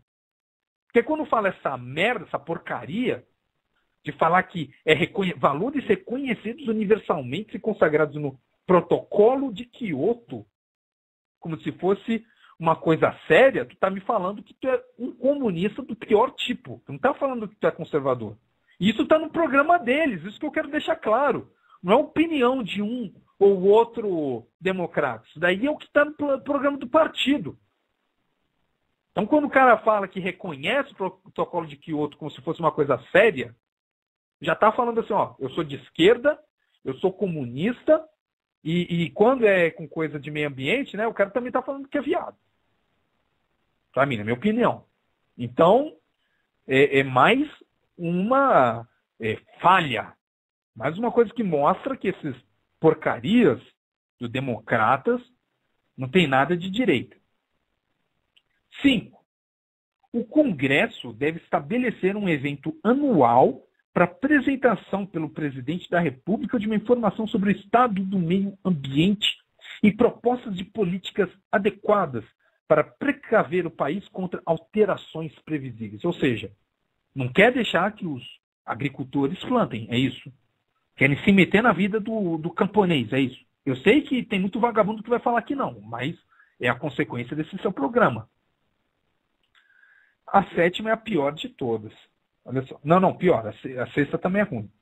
A 6ª é um código de defesa do meio ambiente. Ou seja, tem o código de defesa do consumidor e tem o código da defesa do meio ambiente. Por quê? Você, consumidor, é tão importante quanto uma coisa abstrata e inexistente quanto o meio ambiente. Estão entendendo? Tu, que é uma pessoa física, é tão importante quanto um conceito do meio ambiente, que tem que ter um código de defesa que ele vai ligar quando alguém prejudicar o direito do meio ambiente. Olha só, é uma mentalidade doentia de esquerda que escreveu o programa dos democratas. O pior de tudo é o 7º. Fixar em 5,5 milhões de quilômetros quadrados o mínimo de cobertura florestal do território nacional. Aí já acabou. Aí é comunista vendido porcaria. E depois disso, em qualquer outra passagem que eles colocarem no programa deles, mesmo que eles falem assim, eu juro por Deus que eu sou capitalista, eu gosto do mercado, eu quero livre mercado. Depois que escrever essa porcaria, já está comprovado que tu é comunista. Então, democratas não nos representa. E quando eu estou criticando, olha só, estou sendo duro com os demos. Mas tudo o resto da porcaria é pior, para ter uma ideia de como nós não somos representados no Brasil. E esse é só, olha só, esse daí é o Democratas. Agora tem aquela outra menina, a Daniela Schwery. A Daniela Schwery, eu escolhi para falar aqui, porque ela é bonitinha. Não é por causa disso. Ela é bonitinha, mas não é por causa disso. Uma parte é porque eu vi muita gente falando sobre ela e metendo o pau nela. E eu até fiquei, assim, chateado por causa disso. Porque, tratam ela como se fosse um demônio e, assim, pelo que eu vejo, é uma pessoa que cresceu num ambiente de esquerda, a ideologia dela é de esquerda, ela não sabe para onde vai, ela vê os nossos princípios conservadores, ela tenta chegar nisso, mas ela não consegue porque a ideologia dela é de esquerda. E vocês vão ver isso nos comentários que eu vou fazer. Esse é um dos motivos. O outro é que estão falando que ela é filha do... Se bem que, assim, repensando o que eu disse no começo do programa, quando falam filha do Hitler, filha do Mussolini, assim, as ideias de esquerda se aproximam disso, ok? O Hitler e o Mussolini, como eu já falei, eram da esquerda, eram socialistas. Então, tem algum cabimento muito longínquo, mas é uma agressão, porque eles só chamaram ela de filha disso ou daquilo por causa dos pontos conservadores que ela defende e que não tem nada a ver com Hitler e Mussolini. Mas vamos lá. Qual é o programa do partido dela? Que ela fala assim, não, o que eu posso fazer como vereadora? Essa é a pior mancada. A casa dos filhos do crack. Olha só, a pior mancada não é por ela defender essa casa dos filhos do crack.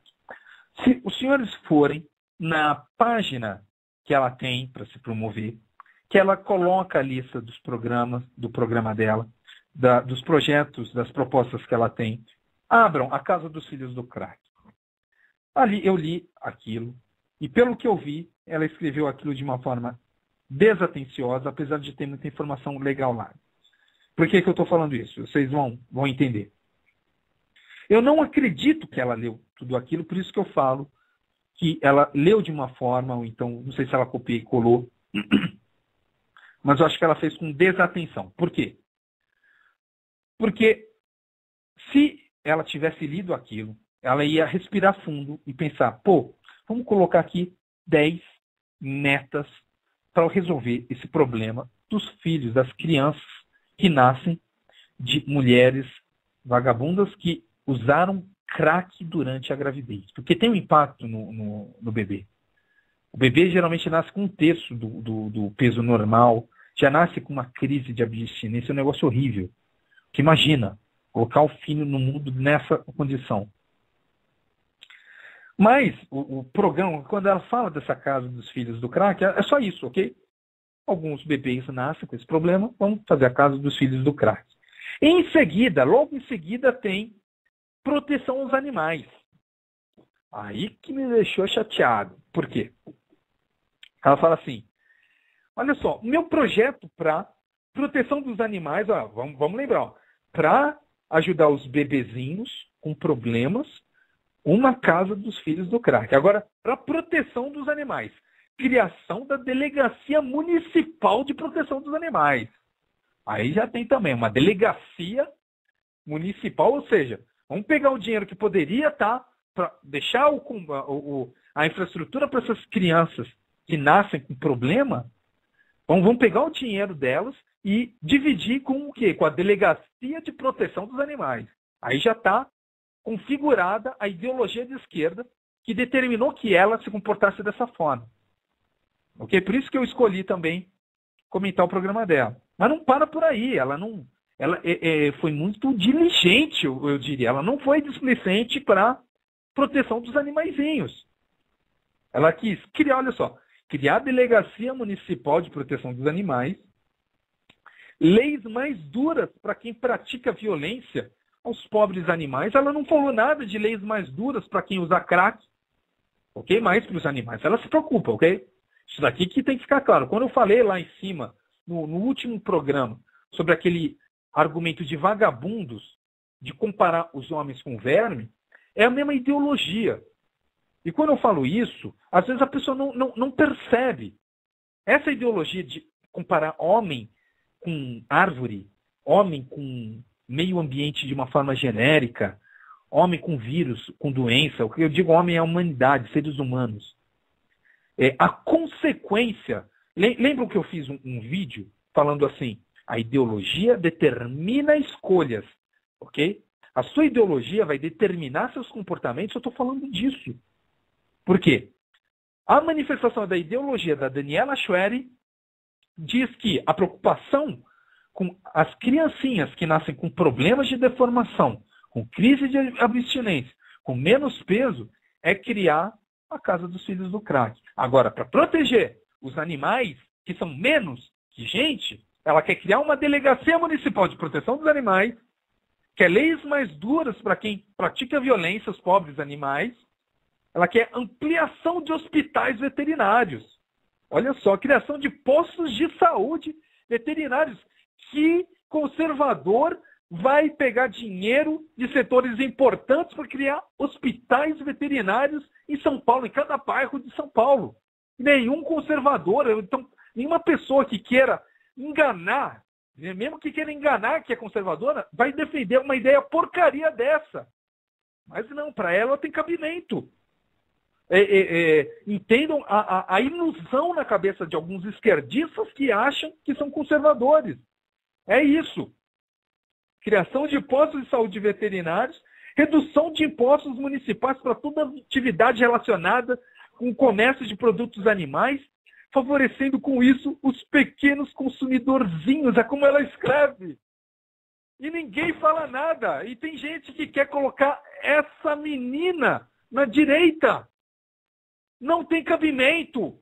E ela, não sei se ela se acha conservadora, não sei se ela se acha centro-esquerda. Se ela estiver ouvindo, saiba, tu não é centro-esquerda, tu é esquerda. Longe de mim querer falar que tu é centro-esquerda, porque isso daí parece que é perto da centro-direita, que é perto do centro. Tu não é. Tu é esquerda. E aí tu vê como é ruim ser de esquerda. Tu, quando é de esquerda e não é vendido, quando tu é de esquerda e não é comprado, tu é criticado, te chamam de filho de Mussolini, de filho de Hitler. Essa é a consequência de ser de centro, de esquerda. Mas ser da oposição, da esquerda não comprada, então é só esquerda burra, ok? Não deixa de ser uma esquerda burra, mas é esquerda que pelo menos não é PT, não é Partido Comunista. Então não me venha dizer que defender delegacia municipal para cachorrinho, chamar redução de impostos municipais para atividades relacionadas com comércio de produtos animais, favorecendo os pequenos consumidorzinhos, leis mais duras para quem pratica a violência aos pobres animais, ampliação de hospitais veterinários, mas olha só, pega tudo isso, toda essa preocupação que ela teve com os animais, vamos comparar com a preocupação que ela teve com as criancinhas que nascem com problemas decorrentes de mães desnaturadas que usam drogas durante a gravidez. Qual a preocupação dela? Qual é a agenda dela? Casa dos Filhos do Crack. Qual a preocupação dela com os animais? Criação de delegacia municipal, leis mais duras, ampliação de hospitais veterinários, criação de postos de saúde veterinários. Isso não é ideologia de direita, que fique claro. Se tu pensa assim, tu não é dos nossos. É o tipo de cara que não vai estar lá nas nossas mais de 500 mil assinaturas quando a gente estiver criando um partido de direita de fato. Ok? Se tu leu isso aqui e não percebeu isso, repensa os seus valores. Mas é um absurdo. É um absurdo. Olha só, e não para por aí. A ideologia de esquerda determina comportamentos muito específicos. Olha só, aí ela poderia estar falando como o município de São Paulo vai se preocupar mais com assuntos sérios, por exemplo, com a segurança, como vai buscar limitar a atividade de bandidos que tentam ceder territórios milionários a institutos de pessoas envolvidas no mensalão, como é o Instituto Lula, né? Eu não sei como os paulistanos aí votaram em vereadores vagabundos, porque eu digo mesmo, vereador vagabundo que autorizou a cessão de terrenos milionários para o Instituto Lula. Vê se 70%, vê se 80% dos que votaram concordam com isso. Então não vai me dizer que nós somos representados, que nós não somos. Não vai me dizer que votar num vereador ou outro vai adiantar qualquer coisa, que não vai adiantar. Só vai adiantar quando a gente tiver pelo menos 500 mil pessoas organizadas para escrever em 500 mil páginas de internet que as pessoas que cederam esse terreno lá em São Paulo precisando de tanto terreno para construir casa aí para pessoas sem abrigos, para até hospitais, delegacias, não, doaram para o Instituto Lula. Quando a gente tiver 500 mil pessoas de todo o Brasil para dizer que esses vagabundos que autorizaram essa cessão, é uma doação para esse instituto de um cara envolvido com mensalão, só quando a gente tiver 500 mil pessoas para dizer que esses caras são vagabundos que estão fazendo a coisa errada, que aí sim a gente vai poder ter esperança de colocar ali representantes de fato no poder. E não simplesmente as pessoas aí que querem ser representadas. Aí eu vou estar concordando. Agora, por enquanto, zelo. É a minha recomendação. Como eu já disse, eu não vou te julgar aí se tu quiser se candidatar e for conservador de fato. Não vou se tu é filho ou parente ou conhece a pessoa e você julgou. Eu não conheço suas informações, mas você julgou que essa pessoa é conservadora. Assim, fica frio. Mas o que eu recomendo é zelo. O que eu recomendo é não pode. Ok? Então, aí a menina continua com artistas de rua. Ela vai se preocupar com artistas de rua e zonas neutras para música. Por que eu coloco isso aqui? O que eu estou vendo é aquela agenda marxista da preguiça.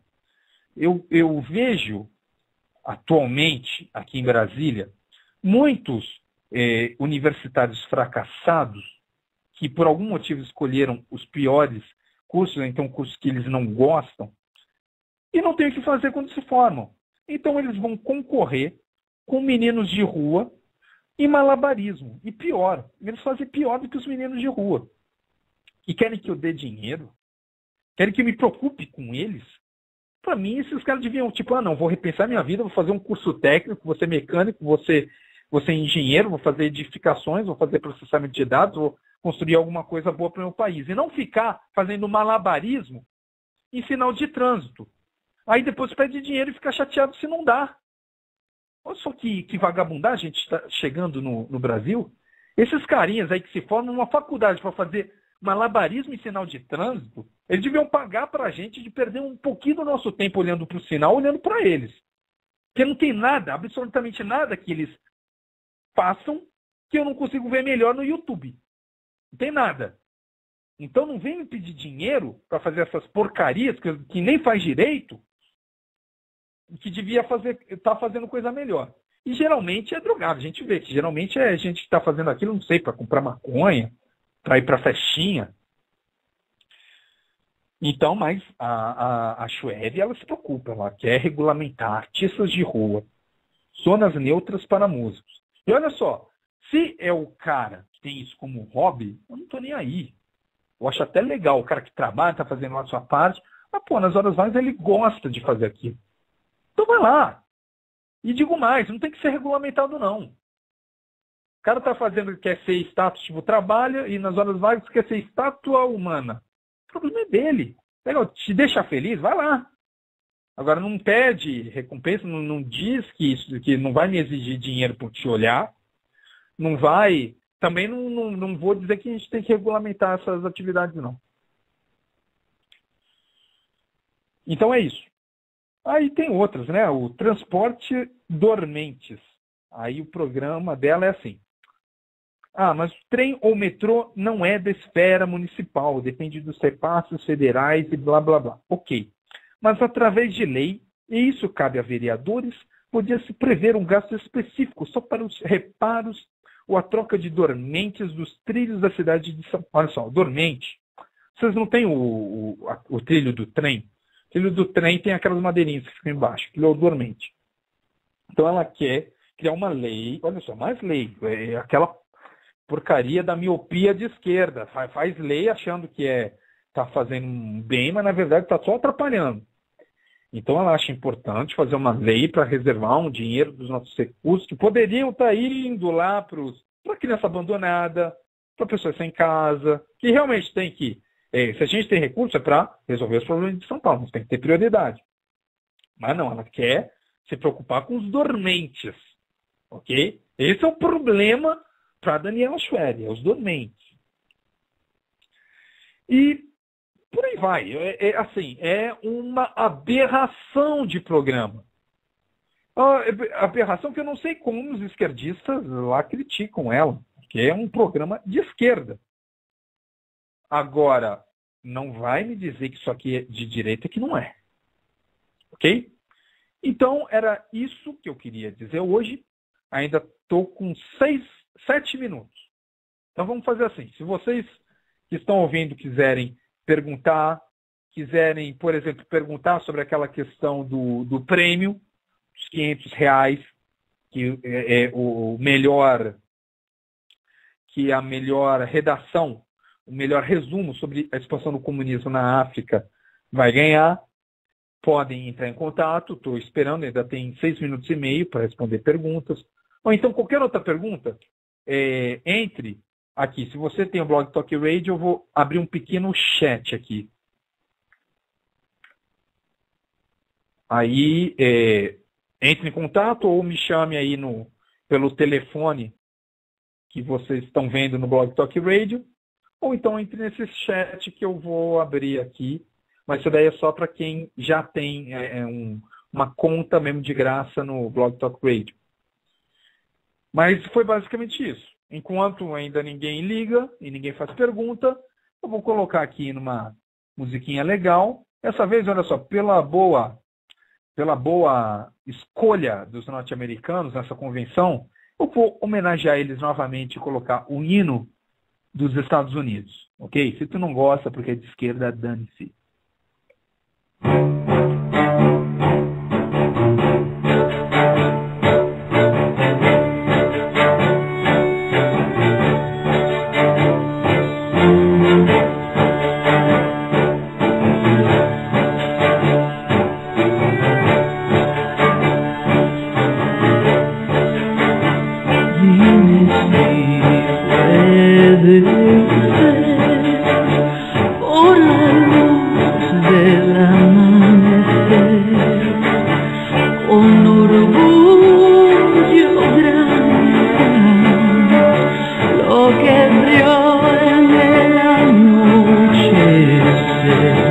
Whose broad stripes and bright stars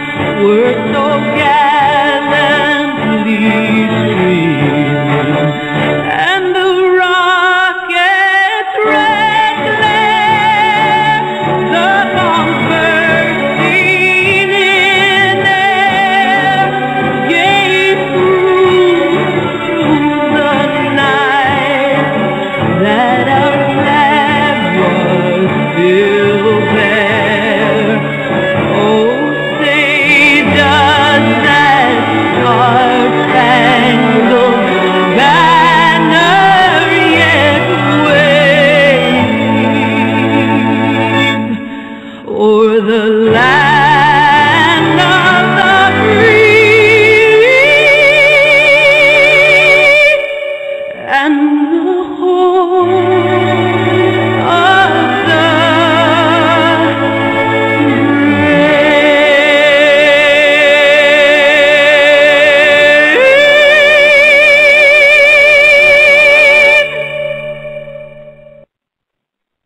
isso aí. Parabéns aos norte-americanos por terem feito ótimas escolhas de candidatos para o Partido Republicano. Mas então, senhoras e senhores, esse é o fim do programa. Espero que tenha agradado. Eu sei que eu não agradei todo mundo, mas eu também não estou interessado em agradar todo mundo. Ninguém está fazendo nenhuma pergunta. Então eu vou aproveitar e usar esses últimos minutos para insistir na questão desses grupos de leitura, inclusive de participar desse concurso para fazer o resumo da expansão comunista na África, porque é isso que irá nos unir, ok? É isso que vai manter o contato entre nós. Eu não estou querendo ser o líder. Esse papo fora de o líder, isso daí é coisa de integralista, que sempre, eu me lembro quando eu participava de reuniões integralistas, aí você falava alguma coisa, não, mas quem será o líder? Que líder? Porcaria nenhuma. A gente, para resolver o problema do Brasil, a gente não precisa de um líder. Um líder não vai conseguir nada. A gente precisa de cidadãos, e de vários cidadãos. Eu tenho certeza que um Alexander Hamilton, até um John Jay, mas principalmente um George Washington, um Thomas Jefferson, muito mais importantes, foram muito mais importantes para a independência dos Estados Unidos do que um líder que tivesse um Napoleão, um Alexandre o Grande. Para resolver o problema do Brasil, a gente não... seria impossível um Napoleão resolver o problema que nós temos. A gente precisa de vários Napoleões.